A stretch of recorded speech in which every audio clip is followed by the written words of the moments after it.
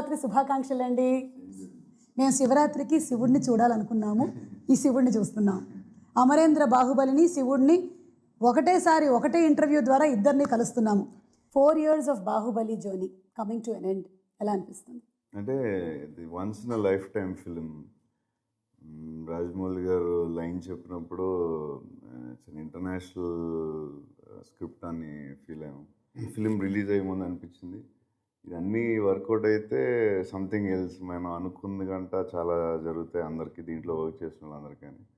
But finally the greatest film. అంటే మళ్ళీ ఎప్పుడు ఇలాంటి సినిమా రాకపోవచ్చు. యాక్చువల్లీ చెప్పాలంటే అండి, ఫైనల్ ద ఫినిషింగ్ అనేది ఇంకా నాకైతే మైండ్లో రాలేదు. I'm still in Baahubali. అంటే 4 years అంటే రాజమౌళి గారు ఆల్మోస్ట్ ఒక 7 years ముందు నుంచి మన సినిమా చేద్దాం ప్లాన్ చేసి దాంట్లో రకరకాల కథలు చెప్పారు. బాహుబలి లైన్ నాకు ఆల్మోస్ట్ 5.5 years ముందు చెప్పారు. సో అప్పటి నుంచి ట్రావెల్ అయ్యి దాంట్లో ఉండి ఇంకో సినిమా ఏం చేయక వల్ల నా ఇంకా బాహుబలి అయిపోయింది అని ఇంకా ఫీలింగ్ రావట్లేదు. ఛత్రపతి సినిమాతో మొదలైంది మీ ఇద్దరి జర్నీ. అండ్ ఆ ఛత్రపతి సినిమాలో మీ క్యారెక్టరైజేషన్, మీరు చెప్పిన డైలాగులు ఎందుకు ఒక్కసారి చెప్పరా? ఒక్క అడుగు అని. స్లోగా చెప్తా. ఒక్క అడుగు. ఇది స్లోగా ఉందా? అంటే సాఫ్ట్గా చెప్తా.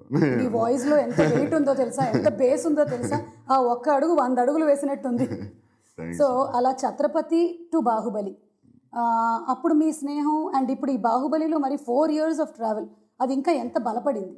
ఒకటి ఒక రిలేషన్షిప్, ఒక ఫ్రెండ్షిప్ ఏదన్నా సరే అండి, ఒక ట్రావెల్లో వేరే రకాలు ఏదో మనం ఫేస్ అవ్వాల్సి వస్తుంది. ఫర్ ఎగ్జాంపుల్, రోజు పక్కనే ఉన్న ఫ్రెండ్కి 10 రోజుల తర్వాత ఉన్న ఫ్రెండ్కి దిస్ లాట్ ఆఫ్ డిఫరెన్స్. 10 రోజులకి ఒకసారి వచ్చే ఫ్రెండ్కి. బట్ రాజమౌళి గారితో ఏంటంటే ఆయన రిలేషన్షిప్ కానీ ఆయన క్యారెక్టర్ గొప్పది కాబట్టి 10 years 11 years నుంచి ఆయన చూసిన క్యారెక్టర్ రోజు రోజుకి బెటర్మెంట్ అవ్వడం తప్ప ఎప్పుడు 1% కూడా తగ్గలేదు. అన్ని హిట్స్ తర్వాత నేను మగధీర ముందు తెలుసు, నాకు తర్వాత తెలుసు, బాహుబలి 1 తర్వాత తెలుసు. బట్ ఆయన నాకు తెలిసి ఎవ్రీడే బెటర్ పర్సన్ అవుతున్నారని నా పర్సన్. ఇంటెలిజెన్స్ అనేది అందరికీ ఆడియన్స్ తెలుసు, ఎందుకంటే సినిమాలు చూస్తున్నాం, ఆయన చేసే సినిమాల ముందు తర్వాత అన్నీ చూస్తున్నారు. బట్ క్యారెక్టర్గా ఆయన ప్రతిరోజు బెటర్ పర్సన్ అవుతున్నారని నా పర్సనల్ ఒపీనియన్. అంటే రాజమౌళి గారు ఫస్ట్ ఏదైతే థాట్ యూనివర్స్లోకి పంపించారో ఇంతమంది పాజిటివ్ వాళ్ళని అట్రాక్ట్ చేసింది అనమాట, అందరినీ ఒక చోటికి తీసుకొచ్చింది. అందుకని probably this project got this much of mileage. అంటే నేను ఫస్ట్ పార్ట్లో ఎక్స్పీరియన్స్ నేనైంది ఏంటంటే, అందరూ సినిమా వర్కౌట్ అయితే అందరికీ ఏదో మనం అనుకున్న దానికంటే ఏదో ఎక్కువ వస్తుందని అందరూ ఫీల్ అయ్యాం. But the most important Rajamouli గారికి కావాల్సిన ప్రొడ్యూసర్ అండి ఈ సినిమాకి. సో ద ప్రొడ్యూసర్ అనేది చెప్పాలంటే ఎక్స్ట్రాడినరీ ప్రొడ్యూసర్ దొరకడం వల్ల దిస్ ఇస్ బాహుబలి. ఇది ఇన్ని కంట్రీస్లో కానీ ఇన్ని నేషనల్ సినిమా అవడానికి విజన్ ఉంది కానీ, బట్ దాన్ని సపోర్ట్ చేసింది ఒక బ్యాక్ బోన్లో it is the producer. Cinema start అయ్యాక ఎంత అవుతుందో ఏమవుద్దో అని దిగేదాకా తెలియదు. అట్లీస్ట్ పార్ట్ 2 కొంచెం పర్వాలేదు, ఎందుకంటే ఇలాంటి సినిమా ముందు చేయలేదు. బట్ ఇప్పుడు అసలు ఆయన ఫేస్లో కోపం చూడలేదు, టెన్షన్ చూడలేదు. టెన్షన్ ఉంటుంది డెఫినెట్గా, it's not a joke. Too much of risk, almost తల తాకిడి పెట్టినట్టే కదా. అసలు ఆయన గ్రేట్ ప్రొడ్యూసర్. అందరూ సెట్ బాయ్ అవును లైట్ అందరూ ఏదో అద్భుతం చేస్తుంది, మనం ఈ అద్భుతంలో ఉన్నాం అనేది everybody use to feel in the first part. Finally cinema audience చెప్పేదాకా తెలియదు ఏ సినిమా అన్నా ఎంత గొప్పవాళ్ళైనా, బట్ ఆ ఫీల్ ఉండేది, గొప్ప సినిమాలో ఏదో ఉన్నాం మనం, we want to be part of it అనేది ఫస్ట్ పార్ట్లో అందరికీ ఉంది. మొత్తం టీం అందరికీ. ఒక్కొక్క రోజు 700 people, ఒక్కొక్క రోజు 1000 మంది షూటింగ్లో, ఒక్కొక్క రోజు 2,000 మంది. బట్ ఎవ్రీబడి బాహుబలిలో ఉన్నాం అనే ఫీలింగ్ బిఫోర్ ఫస్ట్ పార్ట్లోనే ఉండేది చాలామందికి. అది అందరికీ అండ్ ఈ సినిమా ఆడాలని పాజిటివ్గా ఫీల్ అవ్వడం అందరికీ హెల్ప్ అయ్యి ఉంటుంది డెఫినెట్.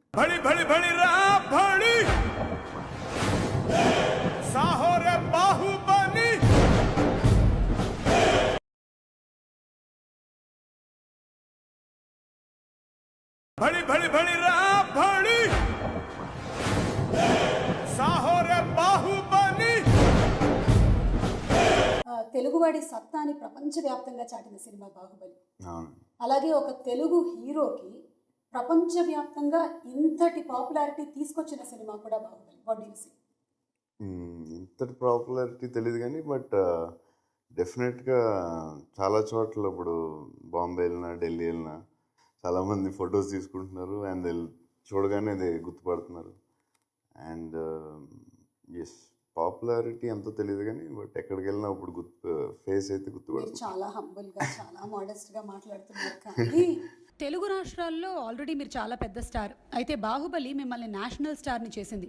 కర్ణాటకలో బస్సుల మీద మీ బొమ్మలు, క్యాలెండర్ల మీద ఫోటోలు, కేరళలో ఫ్యాన్స్ సంఘాలు, వినాయల్ పోస్టర్లు, గుజరాత్లో ఆటోల మీద మీ బొమ్మలు, పరేడ్లో మీలాగా రెడీ అయి ఫీట్స్ చేయడాలు, తమిళనాడులో బస్సుల మీద ఫోటోలు అలాగే కటౌట్లు, మహారాష్ట్రలో ఆటోల మీద, గాలి పటాల మీద, ఇక చిప్స్ ప్యాకెట్ల మీద, అలాగే మీ బాహుబలితో టాటూలు వేయించుకోవడాలు, వినాయక చవితి మండపాల గురించి చెప్పక్కర్లేదు.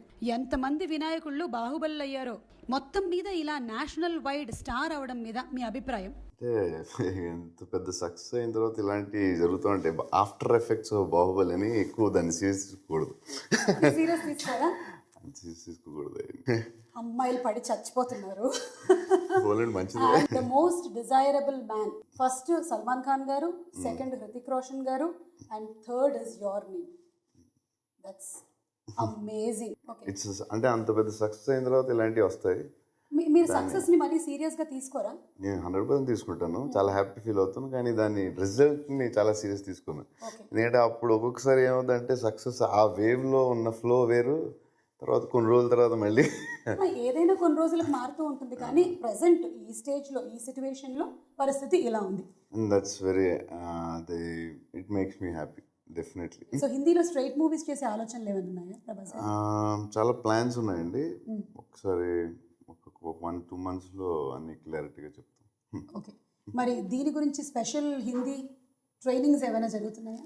ఒకవేళ అది చేస్తే దెన్ మీరు అసలు మామూలు క్వశ్చన్, దాని గురించి అలా చేస్తే వీళ్ళు డెఫినెట్గా అవసరమైతే హిందీ కూడా నేర్చు. ఒక తెలుగు సెలబ్రిటీ ఇది తుసాడ్స్ మ్యూజియంలో ఫస్ట్ టైం కదండి? సౌత్ ఇండియాలో ఫస్ట్ టైం. మాకు విన్నప్పుడు చాలా ఆనందంగా అనిపిస్తుంది, అరే మా ప్రభాస్ గారి విగ్రహం టుసాడ్స్ మ్యూజియంలో ఉంది అని. మరి మీకు? అంటే ఫస్ట్ టైం మా ఫ్రెండ్ ఫోన్ చేశాడు, చేసి అరే మేడం టుసాడ్ ఫోన్ చేశారు అంటే ఆడ ఎక్సైట్మెంట్ కంగారులో ఆడు ఫాస్ట్గా మాట్లాడతాడు ఎప్పుడు.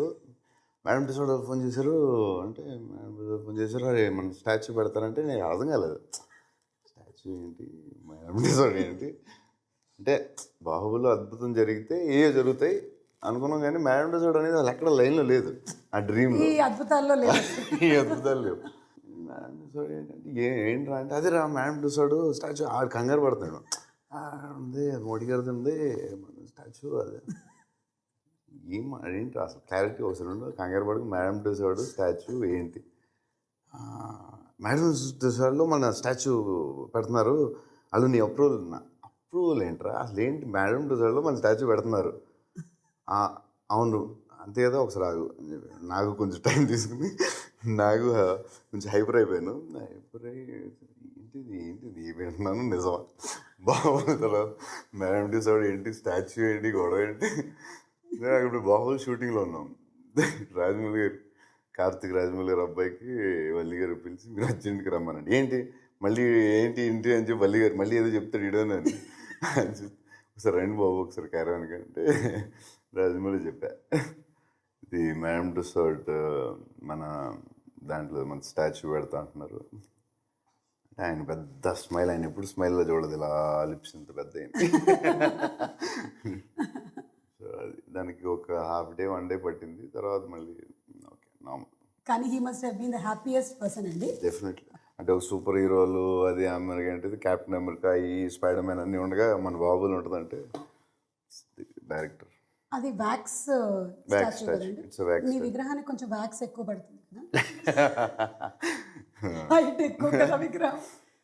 కొలతలే తీసుకుని వెళ్ళారు, మరి వాళ్ళకి ఎంత పడుతుందో, మన అయితే డబ్బులు అడగట్లేదు ప్రాబ్లం. ఓకే, సంవత్సరంన్నర నుంచి మేము వెయిట్ చేస్తూ ఉన్నాం బాహుబలి ద కన్క్లూజన్ కోసం. ఆ క్వశ్చన్ మీకు తెలుసుగా క్వశ్చన్ ఏంటో? ఎంతమంది అడుగుంటారు మిమ్మల్ని? చాలామంది అడిగారు. ఒకసారి ఇలా అడిగితే అది పార్ట్ 3లో వస్తుందని చెప్పాను, గుండె అయిపోయింది అడిగి, గుండె అయిపోయినంత పని అయింది. నెల్లే జోకు పార్ట్ 2లో చెప్తామని చెప్పాను, లేకపోతే ఏం చెప్పాలి ఆన్సర్ అని. ఇక పాటలండి. కీరవాణి గారు అద్భుతమైన సంగీతాన్ని ఇచ్చారు. First every song is unique. Baahubali the కన్క్లూజన్లో సాంగ్స్లో నా పర్సనల్ ఫీలింగ్ అయితే ఫస్ట్ పార్ట్ కంటే చాలా బెటర్ ఉంటాయి నా సెకండ్ పార్ట్ సాంగ్స్. చాలా అంటే ఏమో నేనైతే విన్న సాంగ్స్ అన్నిటిలో నాకు ఫస్ట్ పార్ట్లో చాలా బాగున్నాయి, చాలా ఎక్స్ట్రాడినరీ నచ్చినాయి, కొన్ని విజువల్తో ఇంకా బాగున్నాయి. కానీ సెకండ్ పార్ట్లో అసలు విజువల్ చూడలేదు, ఏం చూడలేదు, కానీ వినగానే అన్ని సాంగ్లు నాకు జుమ్ అనిపించినాయి ఎందుకో. भड़ी भड़ी भड़ी रहा भड़ी साहो रे Baahubali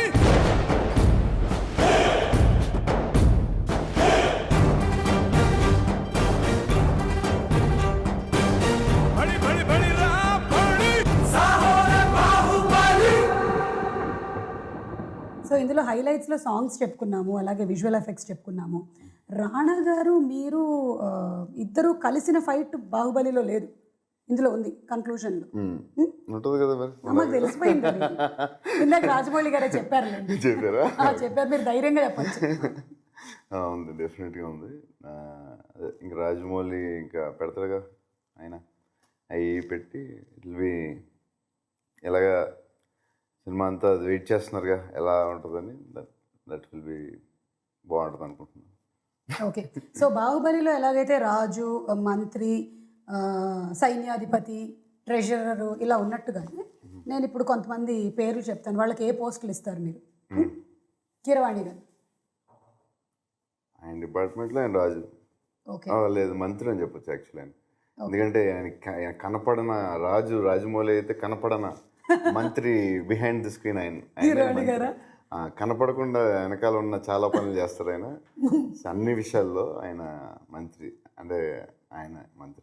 Rajamouli garu Raj king, he's the king. King పేర్లోనే ఉంది కదా. Is the star maker, he's everything. He created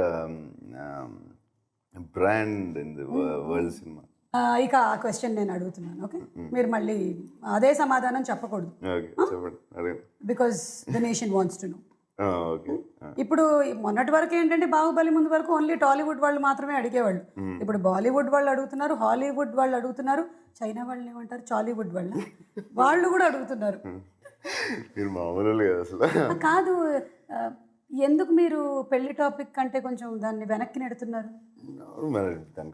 పెళ్లి చేసుకున్న వాళ్ళు ఎవరినైనా చూసి మీరు భయపడ్డారా? లేదు లేదు, అలాంటిది లేదు. ఏంటో దానికి కరెక్ట్ ఆన్సర్ లేదు. ఒకవేళ వచ్చినప్పుడు డైరెక్ట్గా టడాంగ్ అని టీవీలో, పేపర్లో మీకు వస్తుంది. ఏమొస్తుందో తెలుసా? మిస్సెస్ బాహుబలి అని వస్తుంది. చూద్దాం.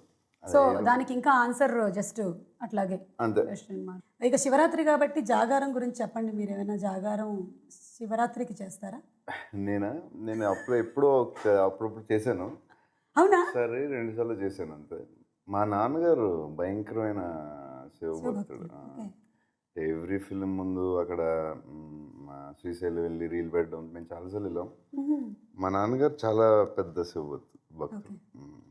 సో ప్రేక్షకులందరికీ ఒకసారి శివరాత్రి శుభాకాంక్షలు చెప్తే ఈ ఇంటర్వ్యూని మనం జయప్రదంగా ముగించేద్దాం. డెఫినెట్గా అందరికీ శివరాత్రి శుభాకాంక్షలు. Okay, so thank you Prabhas గారు ఇంత టైం ఇచ్చినందుకు. అండ్ బాహుబలి ద కన్క్లూజన్ కోసం మేమందరం వెయిట్ చేస్తూ ఉన్నాము.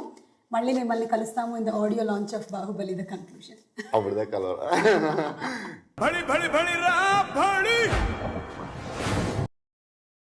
Tollywood latest news. For more updates on anything happening in Tollywood, please like, share and subscribe